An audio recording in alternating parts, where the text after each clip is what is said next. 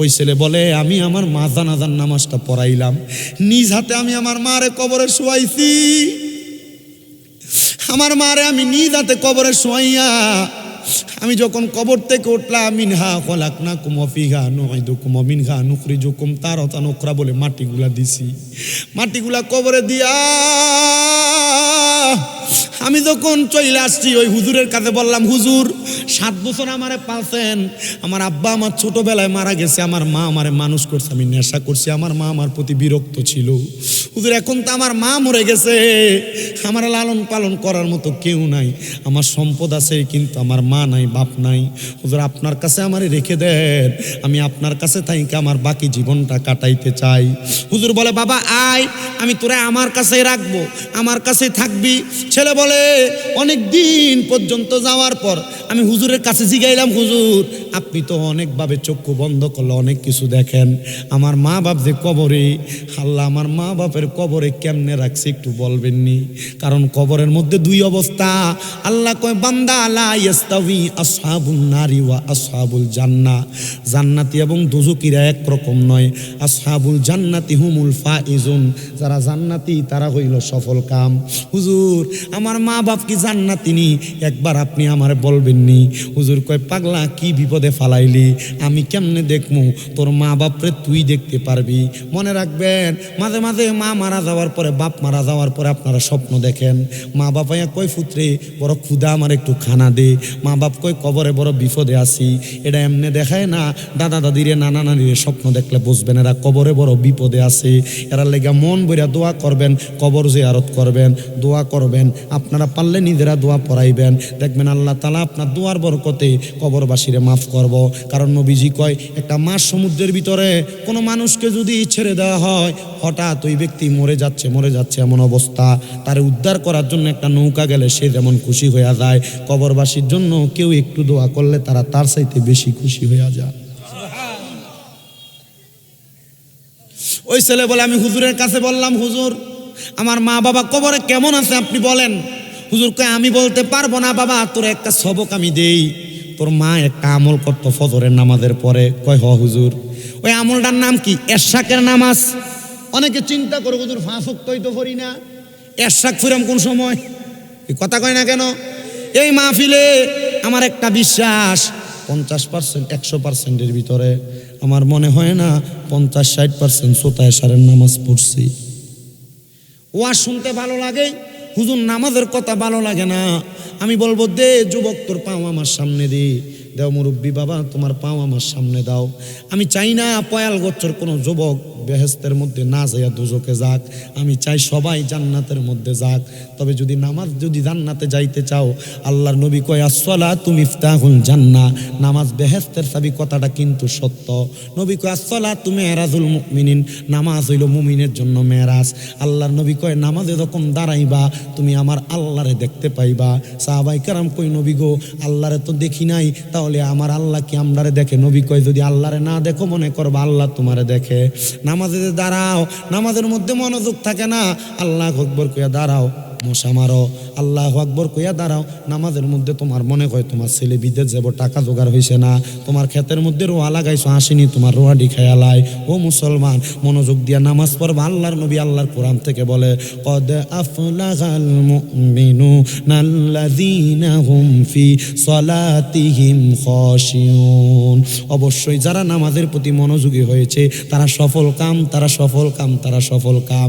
এজন্য মনে রাখবেন, নামাজিরা দুনিয়াতে যদিও কষ্টে থাকে, নামাজিরা দুনিয়াতে যদি দুঃখের মধ্যে থাকে, আল্লাহ কয় তারা আখিরাতের মধ্যে এমন সফল কাম। দুনিয়ার টাকাওয়ালারা পয়সাওয়ালারা দেখবে নামাজিরা জান্নাতের ভিতরে আরাম করতেছি। চোখেরই পলকে তুমি হতে পারো লাশ, চিরতরে বন্ধ হবে তোমারই নিঃশ্বাস, হবে এলানে তোমারই নাম মসজিদের মাইকে, ঠিক কিনা?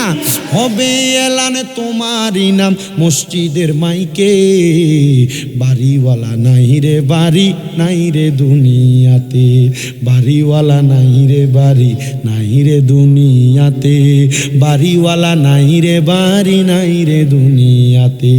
তোমার বয়ে থাকতো মানুষ ছিল বাহাদুরি, বাবনি হাওয়ায় উড়া তুমি যে রঙিনী ঘুরি, সুতোয় টানে দিলে মালিক, সুতোয় টানে দিলে মালিক পারবে না তাকিতে, বাড়িওয়ালা নাই রে বাড়ি নাই রে দুনিয়াতে, বাড়ি গাড়ি মেল ফ্যাক্টরি টাকারও পাহাড়, বিলাসিতায় কেটেছে জনম কতই অহংকার।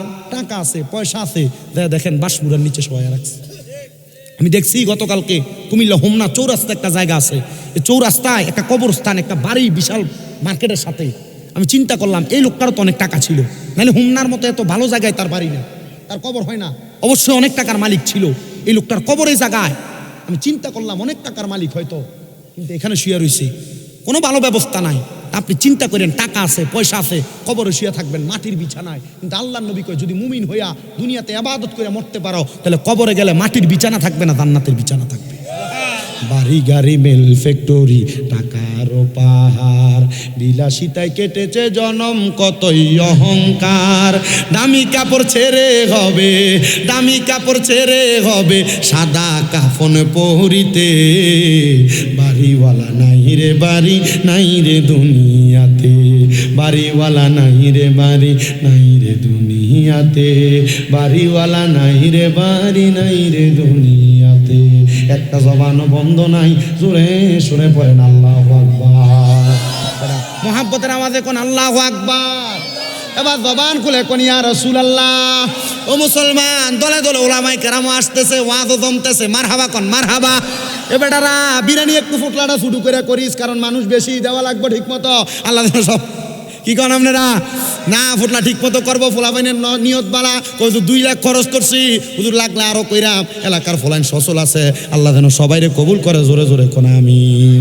মুহাব্বতের আওয়াজে কোন আমিন। আমিন হুজুর না, এই মারহাবা কোন মারহাবা। ওই আমার পরের বক্তা হুজুরও চলে আইছে, মারহাবা কোন। আমারও কইছে ওই শেষ করার আগে কত জিকির করতাম। মারহাবা আসেননি আপনারা? শেষ হয়েছে না এখনো? শেষ হয়েছে না এখন? আল্লাহ কবুল করো, আমিন কোন। ও মুসলমান, ছেলে কয় হুজুর আমার মা নামাজ পড়তো, নামাজের নাম হইল এরশাকের নামাজ। জোরে কোন কিসের নামাজ? ফজরের নামাজ পড়ে। আল্লাহর নবীর হাদিস শরীফ মেশকাতুল মাসাবির কিতাবু সলাতদ্দা, আল্লাহর নবীর হাদিস মেশকাতুল মাসাবি কিতাবু সলাতদ্দায় নবী আমার কয় আমি নবী ফজরের নামাজ পড়া সূর্য ওঠার আগ পর্যন্ত নামাজের মুসল্লা থেকে উঠতাম না। ইয়া রাসূলুল্লাহ কেন? নবী আমার কয় এরশাকের নামাজ পড়তাম। নবী দিয়ে এই নামাজের কত বরকত। নবী আমার কয় কেউ যদি ফজরের নামাজ পড়ে এরশাকের নামাজ পড়ে তার কোনোদিন অভাব হইতো না। জোরে জোরে কোন সুবহানাল্লাহ। আরো মুহাব্বতের আওয়াজে কোন সুবহানাল্লাহ। ও মুসলমান, ও নবীর উম্মতের দল, আশিক রাসূল ভাই বাবারা, একটু মনোযোগ দিয়ে বয়ানটা শ্রবণ করার চেষ্টা করেন। ওই ছেলেকে আমি এরশাকের নামাজ পড়লাম, হুজুর মারে তো আর দেখি না, কবরে কেমন আছে। ওই ছেলে ডাক দিয়া কয় আমি এরশাকের নামাজ পড়া আল্লাহর কাছে কান্না করতে লাগলাম। একদিন 7 দিন কানছি টানা। 7 দিন। কয়দিন? জোরে কোন কয়দিন? 7 দিন কানছি টানা। 7 দিন আমি টানা কান্দার পরে আমার আল্লাহ তাআলা আমার দোয়াটা হয়তো কবুল করছে। আমি নামাজের মুসল্লার ভিতরে কানতে কানতে ঘুমিয়ে গেছি গা। মারহাবা কোন মারহাবা। আমি নামাজের মুসল্লার ভিতরে কানতে কানতে ঘুমিয়ে গেলাম। হঠাৎ করে দেখলাম জান্নাতের মধ্যে সুন্দর খাবারের একটা থালা নিয়া একজন পুরুষ একজন মহিলা বৈশায় আছে, কিন্তু খাবারগুলা খায় না। আমি জিগাইলাম কে গো, আপনাদের পরিচয় কি? ওই 2 জন পুরুষ এবং মহিলা বলতেছে এ সন্তান আমরা হইলাম তোমাদের মা বাবা। এ আম্মা আব্বা এটা কোন জায়গা? বলে তুমি সন্তান চিনো না? আল্লাহ তাআলা যে জান্নাতের ঘোষণা দিতে জায়গাটা হইল জান্নাত। কি গো সামনে এত দামি খানা, আল্লাহ তাআলা আপনারা কোন আমলের কারণে জান্নাতে দিছে? বলে আল্লাহ তাআলা আমরা নেককার ফুতের কারণে জান্নাতে দিছে। আপনারা নামাজ পড়ছেন, নামাজের কারণে জান্নাতে দেয় নাই। আপনি রোজা রাখছেন, রোজার কারণে জান্নাতে দেয় নাই। আমার আব্বা না ইবাদতকারী আল্লাহর খাস বান্দা ছিল, আমার আব্বারে কি এই জন্য দেয় নাই? বলে না না না, একটা নেককার সন্তানের দোয়ার বরকতে আল্লাহ তাআলা ওই সন্তানের মা বাপকে জান্নাতি বানাইয়া দেয়, জান্নাতি বানাইয়া দেয়, জান্নাতি বানাইয়া দেয়। এ সন্তান তুমি নেশা করছিলা, কিন্তু তুমি 7 বছর এই আল্লাহর ওলির সোহবতে থাকার কারণে আমার আল্লাহ তাআলা তুমি সন্তানের দোয়ার বরকতে আমরা মা বাপরে ওলি বানাইছে, আর কবরের মধ্যে জান্নাত দান করছে। জোরে কোন সুবহানাল্লাহ, আরো মোহাব্বতের আওয়াজে কোন সুবহানাল্লাহ। এজন্য আশে কয় সোহবতে সালে তোরা সালে কোনাত, সোহবতে তালে তোরা তালে কোনাত। যদি ভালো মানুষের সোহবতে থাকো ভালো হইবা, খারাপ মানুষের সোহবতে থাকলে খারাপ হইবা। আপনার যে বন্ধু সিগারেট খায়, গাঁজা খায়, ইয়াবা খায়, ট্যাবলেট খায়, এ বন্ধুর লগে চলবেন না। যে বন্ধু সুদ খায়, যে বন্ধু হারাম খায়, তার লগে সম্পর্ক রাখবেন। কিন্তু আপনারা সুদকুরের লগে দোকানে তাল মিলিয়ে কথা কন, সুদকুর যেটা কয় আপনারও এইটা কন। কারণ কি কয়? সুদকুর 1 কাপ চা খাবায়, হুজুর 1 কাপ চায়ের কাছে বেচা। ওমা কথা কয় না, 1 কাপ চায়ের কাছে বেচা অন্য মুসলমান নাই, কথা কন নাই। আল্লাহর কসম এদের কেমন ফিটা ফিটবো, কবরের মধ্যে গেলে জাহান্নাম আর জাহান্নাম আর জাহান্নাম। ওই ছেলে ডাক দিয়া কয় আমার মা বাবা কবরের মধ্যে জান্নাত পাইছে আমার 7 বছরের পরিবর্তন আর এলেম অর্জনের জন্য। ও মুসলমান, ও আমার পয়াল গচ্চর বাবারা, মনে রাখবারে আল্লাহর ওলির সোহবতে থাইকা তুমি যদি তোমার জীবন পরিবর্তন করতে পারো, আমার আল্লাহ তাআলা তোমাদের মা বাবার জীবনের গুনাহ মাফ করে দিবে, মা বাবার জীবনের গুনাহ মাফ করে দিবে। কিন্তু আজকের মাহফিলে অনেক সন্তান আছে মা বাপ অন্ধকার কবরে, মা বাপরে মাটি দিয়া আসার পরে কবরের সামনে গেলে কবরটারে চিনিয়ে দিতে পারতো না, কারণ ফোলাটা বছরে 2 বার শুধু কবরের সামনে যায়। আর আল্লাহর নবীজির হাদিস, নবী আমার কয় উম্মত শুনো, হযরত আনাস রাদিয়াল্লাহু তাআলা বর্ণনা করে, নবী কয় যদি কোনো সন্তান প্রত্যেক শুক্রবারে জুমার নামাজটা আদায় কইরা মা বাবার কবরের সামনে যাইয়া রব্বির হামহুমা কামা রব্বায়ানি সগীরা বইলা দোয়া করে, তার চোখের পানিগুলা চাইরা দেয়, ওই পানিটা মাটিতে পড়ার আগে আমার আল্লাহ তাআলা তার মা বাবার জীবনের গুনাহগুলো মাফ করে দেয়। আমি জানি না আজকে পয়াল গোত্রের মাহফিলের মধ্যে কে জানি তার মারে হারাইয়া তার বাবারে হারাইয়া মাহফিলের মধ্যে বসছে। সন্তান চিন্তা করবা না, টেনশন করবা না, তোমার মা কবরে থাকতে পারে, বাবা কবরে থাকতে পারে। আজকের মুনাজাতের মধ্যে ওলামায়ে কেরাম দোয়া করবে, দোয়া করবা আল্লাহর কাছে রব্বির হামহুমা কামা রব্বায়ানি সগীরা। আল্লাহর নবী কয় কোন সন্তান যদি চোখের মনি কোটার মধ্যে একটু মাফির মাথা পরিমাণ পানি চাইরা কান্দে, ওই পানিটা মাটিতে পড়ার আগে আমার আল্লাহ তাআলা ওই সন্তানের মা বাবার জীবনের গুনাহ মাফ করে দেয়। কিন্তু এখানে হয়তো অনেক সন্তান আছো মা বাপরে বিয়া করার পরে বউয়ের কথা শুইনা ধমক দিয়া কথা বলো। অনেক সন্তান হয়তো আছো ভাই ভাই ঝগড়া করে মা বাপরে আলাদা করে দিয়া রাখছো। সন্তান তোমার কদমে হাত দিয়া বলি দে তোর পাও আমার সামনে দে, আমি আমার জিব্বা লাগে তোর পাও পরিষ্কার করে দিমু। তবু ওয়াদা কর, ওয়াদা কর, ওয়াদা কর, কোনোদিন মার মনে কষ্ট দিবি না, কোনোদিন বাবার মনে কষ্ট দিবি না। আজকের মাহফিল কবুল হবে কি হবে না এটার গ্যারান্টি কেউ দিতে পারবে না, তবে আমি একটা গ্যারান্টি দিয়া যায়, আগামীকালকে যখন দেখবা এই এলাকার সন্তানেরা আজকের ওয়াজ শুইনা বাড়িতে যাইয়া মা বাবার পায়ে ধরে মাপ চাইছে, কোনো বয়স্ক মানুষ দোকানে বৈশা কয় হ্যাঁ শামীম দাদার ওয়াজ শুইনা আমার ফুতে আমার পায়ে ধরে মাপ চাইছে, মনে করবা মাহফিল আল্লাহর কাছে কবুল হইয়া গেছে। কবে কেন কেন কেন? অনেকে চিন্তা করে হুজুর আমি তো আমার মা বাবার সাথে কোনো অন্যায় করি নাই, আমিও কি মা বাবার পায়ে ধরে মাপ চাইবো? এ সন্তান অন্যায় করা লাগবে না, আম্মা আব্বার পায়ে ধরবা, মাঝে মাঝে সুযোগ পেলে মা বাবার কদমে চুমা দিবা। আল্লাহর নবী শিখিয়ে দেয় আম্মা আব্বার কদমে চুমা দিলে জান্নাতের চৌকাঠে চুমা দেওয়া সওয়াব পাওয়া যায়। অনেকে চিন্তা করে হুজুর চুমা দিমু দূরের কথা, 2 ঈদে 5 হইয়া সালামই করি না, আমার শরম লাগে না। সন্তান না, আম্মা আব্বার কদমে ধরবা। কিন্তু অনেকে চিন্তা করে হুজুর যাদের বাড়িতে আব্বা আছে তারা বাড়ির যে আব্বার পায়ে ধরে মাপ চাইবো, আমার তো আব্বা নাই আমি কার পায়ের মধ্যে ধরে মাপ চামু? হুজুর যাদের বাড়িতে মা আছে তারা বাড়িতে যে আমার পায়ে ধরে মাপ চাইবো, আমার তো মা নাই আমি কার পায়ের মধ্যে ধরে মাপ চাইবো? এ সন্তান চিন্তা করবা না, মা কবরে বাবা কবরে মাপ চাওয়ার সুযোগ নাই। আল্লাহ তাআলার কাছে শুধু দোয়া করবা, আল্লাহ আমার মারে মাফ করেন, আমার বাবারে মাফ করেন। হক্কানি রব্বানি পীর মাশায়েখদের কাছে যাইবা, ওনাদের কাছে যাইয়া মা বাবার জন্য দোয়া চাইবা। ওলামায়ে কেরামের কাছে যাইবা, ওলামায়ে কেরামের কাছে যাইয়া মা বাবার জন্য দোয়া চাইবা। দেখবা আমার আল্লাহ আল্লাহ তাআলা ওলামায়ে কেরামের খাস দোয়ার বরকতে তোমার মারে মাফ করে দেয়, তোমার বাপরে মাফ করে দেয়। একটা কথা মনে রাখবা, আম্মা আব্বারে মাফ শুধু করবে না, আম্মা আব্বারে মাফ তো করবে আল্লাহ তাআলা তোমার জীবনটারে জান্নাতি জীবন হিসেবে মানুষের কাছে পরিচয় করাইব। এমন ভাবে একদিন করতে করতে ওই ছেলেটা 7 বছর পর্যন্ত আমি আল্লাহর ওলির দরবারের মধ্যে বসবাস করে। ছেলেটারে বললাম, বাবা 7 বছর যেহেতু তুমি আমার কাছে এতদিন পর্যন্ত মানুষ হইছ, এ বাবা তুমি এখন এই 7 বছর কি শিখছো সেটার পরীক্ষা দেওয়া লাগবে। ছেলে বলে, হুজুর কেন? হুজুর ডাক দিয়ে বলেন, বাবা তুমি আমার সাথে চলো। হুজুরের একটা ঘোড়া, ওই ঘোড়ার মধ্যে হুজুর উঠা ছেলেটার পেছনে বসাইয়া হুজুরের সাথে নিয়ে গেলেন। নিয়ে যায় তার ঘরের মধ্যে দরজায় আঘাত করলেন, আসসালামু আলাইকুম ওয়া রাহমাতুল্লাহ, আসসালামু আলাইকুম ওয়া রাহমাতুল্লাহ, আসসালামু আলাইকুম ওয়া রাহমাতুল্লাহ। 3 বার সালাম দিলেন, সালামের কোনো জবাব নাই দেখা আল্লাহর ওলি বললেন, বাবা তুমি দরজাটা ভেঙে ফেলো। ছেলেটা বলে, হুজুর 7 বছরে আপনি আমার এমন বেয়াদবি শিখান নাই। বলে, কেন? বলে, হুজুর আমি না নবীর হাদিস পড়ছি, বেশি উপরের ক্লাস লাগবে না, মাদ্রাসার ক্লাস 9-10 কিতাব যদি আপনি পড়েন, হাদিস শরীফের বইয়ের মধ্যে লেখা আছে, বাবু সালাম অধ্যায়ের মধ্যে কোনো ঘরের দরজার মধ্যে যাইয়া 1 বার সালাম দিবা, 2 বার সালাম দিবা, 3 বার সালাম দিবা, যদি জবাব না পাও তার ঘরের মধ্যে ঢুকবা না। আল্লাহর নবী কয়, তোমার মা বাবার ঘরও যদি হয়, মা বাবার ঘরের মধ্যে সালাম ছাড়া ঢুকবা না। নবী গো, কেন? নবী আমার বলতেছে এই সালামে ঘরের মধ্যে শান্তি বর্ষণ হয়।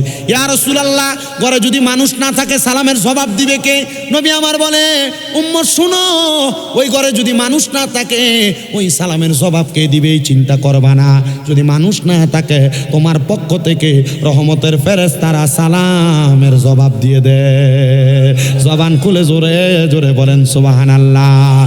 আমার পায়াল গচ্চর যুবক ও মুরব্বী বাবারা, আজকে থেকে আমলটাও করবেন। 1 নাম্বার আমল শিখাইছিলাম, ওই আমল হইল আপনারা ফরজ গোসল কিভাবে করবেন। 2 নাম্বার শিখাচ্ছি, এবার আপনারা এখন থেকে যে কোনো ঘরের দরজার মধ্যে যাইয়া সালাম বিনিময় করবেন। এটা আপনার ঘর হোক আর মানুষের ঘর হোক, দেখবেন প্রথম যখন সালাম দেন আপনার বউ আপনারা দেখে বলবো কোন দিয়া সানুর সাইজ গেদি সালাম দেয়, আপনার ছেলে বলবো কোন দিয়া সানুর সাইজ গেদি সালাম দেয়। 1 দিন 2 দিন করতে করতে দেখবেন আপনি সালাম দেওয়া লাগবে না, আপনি ঘরে গেলে আপনার বউ আপনার সালাম দেয়। আপনি ঘরে গেলে আপনার ঘরে অশান্তি কেন জানেননি? এটার মূল কারণ হইল আপনার ঘরের মধ্যে ইসলামী শিক্ষা না থাকার কারণ। আপনি আপনার ঘরে যায় যদি সালাম দিতেন আপনার বউ আপনার জবাব দিত। আপনি ঘরে যায় এখন কই গো আব্দুর রহিমের মা বেডিও আইয়া, কি হয়েছে বাইরে থেকে আইছেন, ঘরে গেছেন নাকি? বলে না। যদি সালাম দিতেন দেখতেন 1 দিন 2 দিন 3 দিন করে আপনার হাতে শরবত দিয়া দিত, লেবু সিপ্পা বালা করে শরবত বানায় খাওয়াইতো। আপনি গরম মাথা নিয়ে ঘরে যান, স্ত্রী আপনার গরম ব্যবহার করে। আল্লাহর নবী রহমাতুল্লিল আলামিন নবীর ওই আশেকটা, ওই নেশাকুর ছেলেটা 7 বছর আল্লাহর ওলির সুহবতে থাইকা আল্লাহ তারে হেদায়েত দান করছে। জোরে কোন সুবহানাল্লাহ। মুসলমান ও নবীর উম্মতের দল, গভীর মনোযোগ দিয়ে আলোচনা শ্রবণ করবেন। নবী রহমাতুল্লিল আলামিন নবীর ওই পাগল বলে, হুজুর অনুমতি ছাড়া কেমনে ঘরের মধ্যে ঢুকবো? যেহেতু আমি অনুমতি নেই নাই আমি ঘরে ঢুকতে পারবো না। এবার বলেন, আল্লাহর ওলিরা চোখ বন্ধ করলে ঘরের ভিতরে কি আছে দেখে কি দেখে না? হুজুর এখন দেখে কি দেখে না?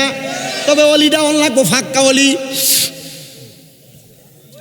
আমরা বরুরে বলে আছে একটা বিড়ি বাবা, জুতা দিয়ে ফিটার দরকার এডি রে, এমন পিন না কোন দিকে, এদিকে এমন বলে আছে জুতা দিয়ে বাইরে আনার দরকার এডি রে। এটির কারণে হক্কানি ফিরের বদনাম। কথা কয় না কেন? যেই ফির বেরিয়ে তুলে বইয়া থাকে এটাও তো হোংরা শয়তান বেদ্দব, এটার কারণে আল্লাহর ওলির বদনাম হয়। কথা কোন ঠিক কিনা? আল্লাহর ওলিরা কখনো মহিলাদের সামনে যাবে না, আল্লাহর ওলিরা কখনো সিগারেট টানতো না, যদি এটা ওলি হয়। কিন্তু এটা ওলি না। হুজুরকে রাসূলকে জিজ্ঞাসা করতেছি, ইয়া রাসূলুল্লাহ হক্কানি ওলি কেমনে চিনতাম নবী? আপনি বলেন না। নবী কয়, ইদারু যুকিরাল্লাহু আযজা ওয়া জাল্লা, যদি ওই ওলিটার দিকে চাইলে আল্লাহর কথা মনে হয় তাহলে মনে করবে এটাই হক্কানি ওলি। তা আপনি ফিরের দিকে চাইলে আল্লাহর কথা মনে হয়নি দেখেন। কারণ অনেক ফিররা তো দাঁড়িয়ে কাটতে এক গুচ্ছ রাহে না, দাঁড়িয়ে কাটতে ছাড়াইয়া শেষ। কথা কন না কেন? এটা ফির না শয়তান? জোরে কও, ফির না শয়তান? হক্কানি পীরদেরকে মানা যাবে, ধরা যাবে, কাছে যাওয়া যাবে। হক্কানি পীরের সাথে সংশ্লিষ্ট গেলে আপনার অন্তরের ভিতরে আল্লাহর ভয় জাগবে। মুসলমান এজন্য হক্কানি রব্বানি পীর ধরবেন, উল্টা পাল্টা হইলে হইবনি। কারণ এটা লাইন কাটা, এটা দিয়ে আপনি কোনোদিন আপনার উপায় করতে পারবেন না। মুসলমান ইমানদার গভীর মনোযোগ অন্তরের কান লাগে বয়ানটা শ্রবণ করার চেষ্টা করবেন। এবার ওই আল্লাহর ওলি বলে, বাবা ঘরে ঢুকো, আমি তোমার অনুমতি দিলাম। আল্লাহর ওলি ঘরের খবর জানে, কথা কোন ঠিক কিনা? কারণ আল্লাহর ওলিদের কাশফ খোলা, আল্লাহর ওলিরা চোখ বন্ধ করলে সামনে কি আছে এই ব্যাপারে অনেক কিছু বলতে পারে। মুসলমান, এ বাংলাদেশ কত আগেই ধ্বংস হয়ে যাইতো, এ বাংলাদেশ কত আগে বঙ্গোপসাগর ডুবে নিত, একমাত্র আল্লাহর ওলিদের কারণে বাংলাদেশ এখনো ঠিক আছে।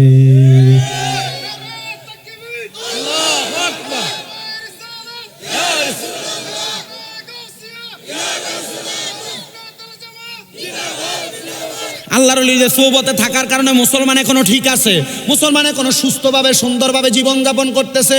কিন্তু বাংলাদেশে উগ্রবাদী একটা সংগঠন ইসকন নামক ওই সংগঠন কয়েকদিন আগে বাংলাদেশের চট্টগ্রামের আদালত পাড়ার মধ্যে একজন অ্যাডভোকেটকে হত্যা করছে, কথা কন ঠিক কিনা? ওই ইসকন নামক উগ্রবাদী সংগঠন মুসলমানদের মসজিদের মধ্যে পাথর নিক্ষেপ করেছে। ও মুসলমান, মনে রাখবেন, মনে রাখবেন, মনে রাখবেন, দুনিয়ার জমিনের মধ্যে ইসকন হিন্দু হোক, মুসলমান হোক, অন্য কোনো ধর্মের মানুষ হোক না কেন, যেই ব্যক্তি ইসলামের মধ্যে মারামারি দ্বন্দ্ব করবে, দেশের মধ্যে এমন সন্ত্রাসবাদী করবে, এরা ভালো না, এরা বাংলাদেশের দুশ্মন, বাংলাদেশের দুশ্মন, কথা বলেন ঠিক কিনা? এজন্য বাংলাদেশের অন্তর্বর্তীকালীন সরকার ডক্টর মোহাম্মদ ইউনূস স্যারের কাছে আজকের মিডিয়ার মাধ্যমে একটা খবর জানাইতে চাই। এই ইসকনেরা তাদের চিন্ময় ওই প্রভু নামক ব্যক্তিটা অপকর্ম করার কারণে, বাংলাদেশের জাতীয় পতাকাকে অসম্মান করার কারণে দেশদ্রোহী মামলার মধ্যে তাকে আক্রমণ করা হয়েছে, তাকে গ্রেফতার করা হয়েছে। আর তার সংগঠনের লোকেরা মসজিদ ভাঙছে, একজন অ্যাডভোকেটকে খুন করছে। এরা ভালো হইতে পারে না, এরা জঙ্গি, এরা জঙ্গি। এই ইসকন নামক সংগঠনকে বাংলাদেশ থেকে বয়কট করতে হবে, কথা বলেন ঠিক কিনা? বাংলাদেশের মধ্যে আর সহিংসতা হইতে দেওয়া যাবে না, বাংলাদেশের মধ্যে মারামারি হানাহানি করতে দেওয়া যাবে না। কারণ বাংলার মানুষ শান্তি চায়, বাংলার মানুষ ভালোভাবে বাঁচতে চায়।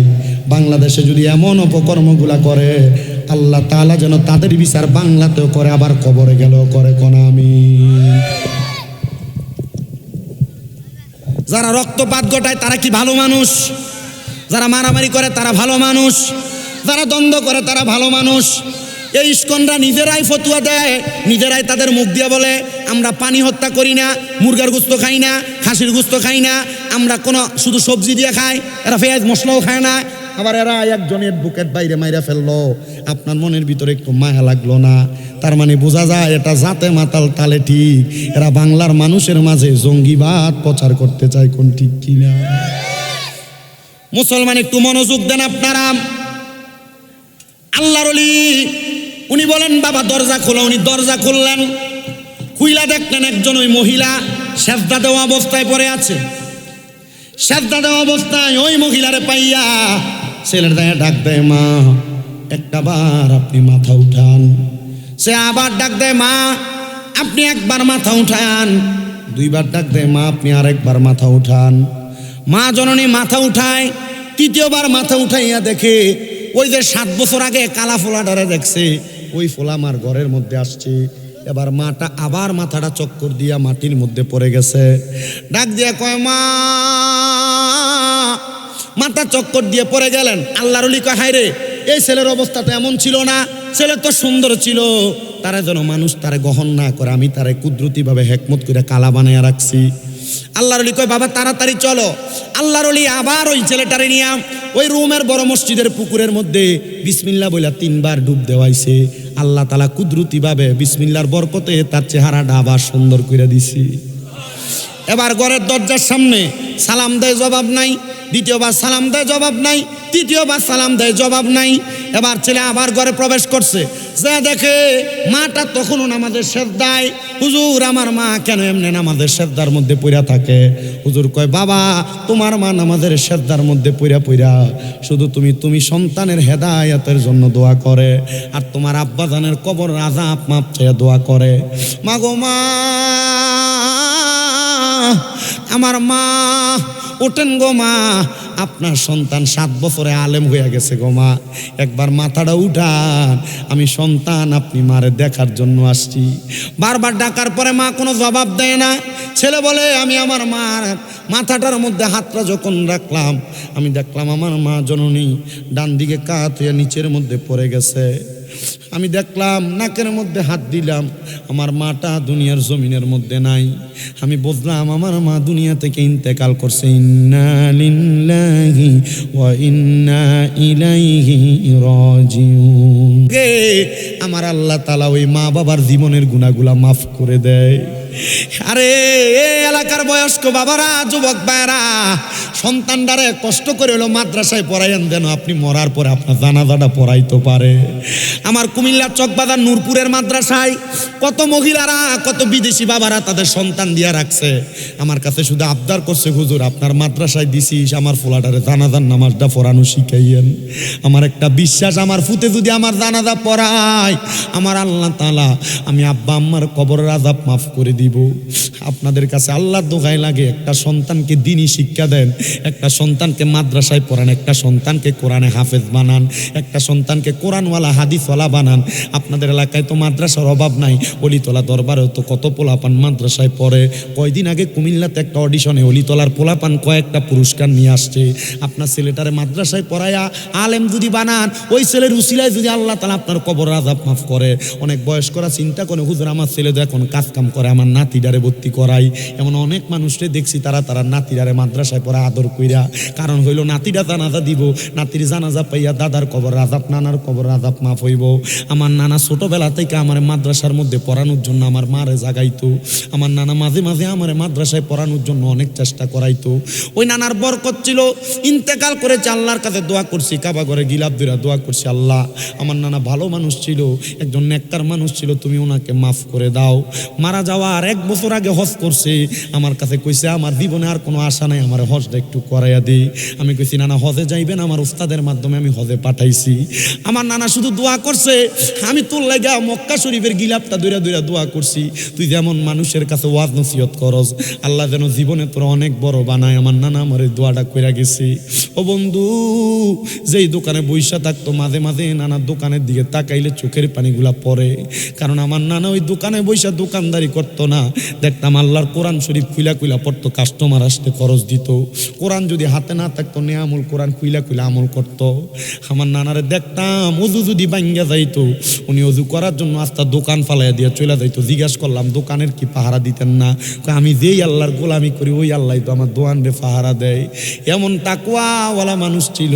আমি দোয়া করি আপনারা যারা এখানে মাহফিলে বসছেন, হয় আপনার সন্তানকে, হয় আপনার নাতিকে, হয় আপনার ভাইকে আপনি মাদ্রাসার মধ্যে পড়াইবেন। মনে রাখবেন, এই মাদ্রাসায় পড়াইলে দোয়ার কারণে আল্লাহ আপনার মা বাপরে মাফ করবো, আপনারে মাফ করবো।